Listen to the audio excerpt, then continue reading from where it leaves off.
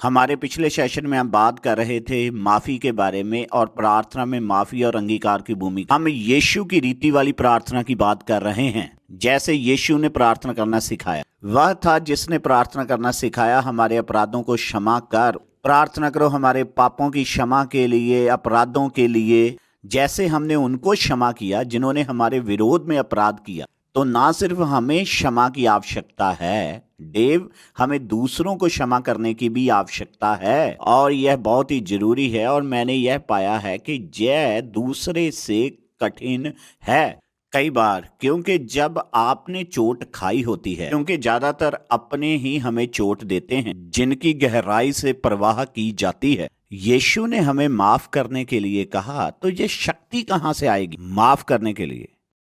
आप वह शक्ति कहां से पाते हैं? आप कैसे किसी को क्षमा करते हैं जिसने आपको शापित किया है, चोटित किया है, आपको कैद में डाल दिया? कैसे आप उन्हें माफ कर सकते हैं? यह समझना अब हमारे लिए महत्वपूर्ण होने जा रहा है।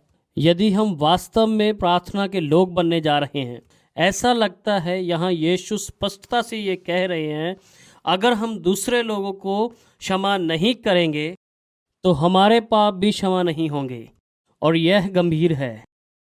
अचानक हमें अपने पापों का सामना करना पड़ेगा क्योंकि हम दूसरों को क्षमा नहीं करना चाहते थे। एक बार और मैं इसे वापस यीशु की ओर धकेलूंगा। क्षमा करने की शक्ति उससे आती है जो रोमी क्रूस के ऊपर लटका हुआ है, उसे लटकाने वाले लोगों की ओर देखता है और कहता है, पिता इन्हें क्षमा करना। और यह अद्भुत है। पीड़ा के साथ बाहें फैली हुई हैं और वह प्रार्थना करता है, पिता इन्हें क्षमा कर। अब यीशु तुम में वास करने के लिए आ गया है और मुझ में और प्रत्येक में जो उसका है। यीशु ने जो 2000 वर्ष पूर्व किया वह आज भी करने की योग्यता है। हम सभी इसके साथ सहमत होते हैं कि यीशु ने क्रूस पर लटके हुए लटकाने वालों को क्षमा किया, आज भी वही कर सकता है। अंततः ये मेरे ऊपर आ जाता है कि मैं यीशु मसीह के पास वापस आऊं।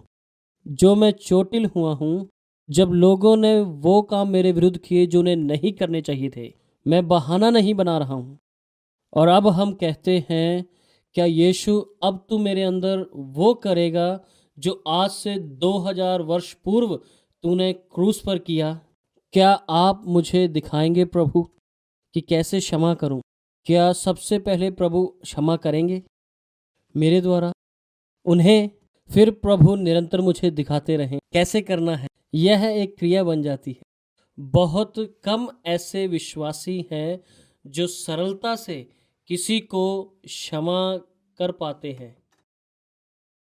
हम ऐसी बातें कहते हैं, ठीक है मैं क्षमा तो कर दूंगा लेकिन भूलूंगा नहीं। ऐसी बात है जिसका अर्थ है मैं क्षमा ही नहीं करूंगा, मैं इसे पकड़ कर रखूंगा, यह मेरे जीवन में बड़ी रुकावट बन जाएगा।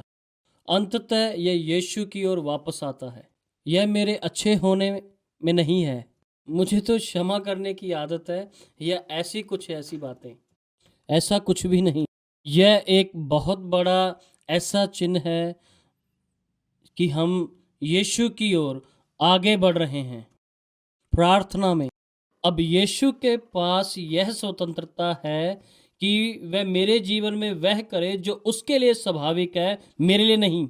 एक दूसरे को क्षमा करना स्वाभाविक नहीं है इन्होंने चोटिल किया है, हाँ, परंतु ये यीशु के लिए करना स्वाभाविक है। हम इसके बारे में बात कर रहे हैं, परंतु ऐसे लगता है जैसे यह एक धागा है जो पूरी प्रार्थना की माला में बुना हुआ है, और वह है क्रूस। क्योंकि आपने इसे यहाँ बताया है और यह पाया जाता है, और इसी के बारे में तो हम बात करते आ रहे हैं। परंतु यह क्रूस है जहाँ से परमेश्वर का प्रेम बहता है, उसका अनुग्रह बहता है। जब हम यीशु की ओर देखते हैं और उसे कहते हुए सुनते हैं, पिता इन्हें क्षमा कर, तो हम देखते हैं उनमें से एक मैं हूँ। एक और बात देव जिसने मेरी सहायता की है, जब मैंने देखा है कि जब मैं उस प्रार्थना को देखता हूँ, यीशु ने कोई भी गलती नहीं की थी, वह बिल्कुल पवित्र था, उसी ने किसी के भी विरोध में कोई पाप नहीं किया।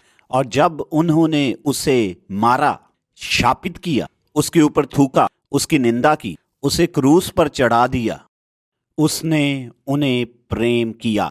भिन्नता यह है मैंने गलत किया है, गलतियां की हैं। जैसे मेरे एक मित्र ने कहा कि यदि कोई आपकी आलोचना करता है और यदि वह सत्य को जानते, पूर्ण सत्य को जानते, तो आपकी आलोचना तो उससे भी कहीं बढ़कर होती, क्योंकि हम सभी ने गलतियां की हैं, हम सभी हारे हैं। तो जब लोग हमें चोटित करते हैं, हो सकता है वह पूरी तरह से गलत हों, परंतु फिर भी हमारी अपनी समस्याएं हैं और अपनी गलतियां हैं। परंतु यीशु ऐसा नहीं था, वह सिद्ध था, उसका अनुग्रह पवित्र है। मैं सोचता हूँ यह अनुग्रह है, लेकिन मैं उसके ऊपर वापस नहीं जाना चाहता हूँ।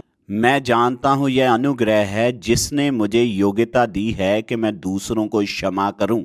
आप अनुग्रह के विषय में बोलें, क्योंकि पिछले सेशन में जब हम माफ़ी की बात कर रहे थे तो वह भी अनुग्रह है, और इस सेशन में हम फिर से अनुग्रह की बात कर रहे हैं। यह अनुग्रह दूसरों को क्षमा करने के लिए। इस नज़रिए से थोड़ा सोचिए। अनुग्रह अगर इसे अनुवाद किया जाए तो यह वरदान है, परमेश्वर हमें जो देता है जिसे हमने नहीं कमाया, हम इसके योग्य नहीं थे, उसने हमें दिया। अब यदि मैं आपको ये कहूँ, सैमी मेरे पास आपको देने के लिए कुछ है, मैं आपको देता हूँ और मैं ये चाहता हूँ कि आप इसे दूसरों को दें। आप कहते हैं ठीक है ये मैं करूँगा, तो मैं आपको देता कुछ भी नहीं। आप कुछ भी नहीं कर पाएंगे क्योंकि आपको कुछ दिया ही नहीं गया। परंतु यदि मैंने यह आपको दिया है तो यह आपके हाथ में है और आप इसे दूसरों को दे सकते हैं। अनुग्रह यही है। अनुग्रह हमें दिया गया यह वरदान है, हमने इसे कमाया नहीं और हम इसके योग्य नहीं थे। यह थियोलॉजी के अनुसार उसका कमाया ना जा सकने वाला पक्ष है। वह चाहता था इसलिए उसने हमें ये दे दिया। ठीक। और अब हमें यीशु के द्वारा आज्ञा दी गई है और मैं चाहता हूं कि तुम लौटो और जो तुम्हें दिया गया है उसे दो दूसरों को जो इसके योग्य नहीं थे। वे आपके पास क्षमा मांगते हुए आए, इसकी प्रतीक्षा ना करें। नहीं, जैसे आपको दिया गया है वैसे उन्हें दें। जब हम इसे समझ लेते हैं तो हम ये जान लेते हैं कि किसी को क्षमा करना ये कोई भावनात्मक प्रत्युत्तर नहीं है, यह कुछ महसूस करना नहीं है, यह आज्ञा पालन करते हुए कहना, प्रभु मुझे समझ आ गया, आपने मुझे क्षमा किया, मैं इसके योग्य नहीं था, मैं ये करूंगा क्योंकि आपने पहले मुझे दे दिया है, मैं इसे लूंगा और आगे दूंगा। मैं आपके साथ एक कहानी बांटता हूँ। कल रात मैं अपने किसी मित्र के साथ था जो रवांडा से थे। वह वहीं पर थे जब संहार हुआ था और मैं उसके पश्चात गया था और मैंने राष्ट्र को मेल मिलाप का संदेश दिया था।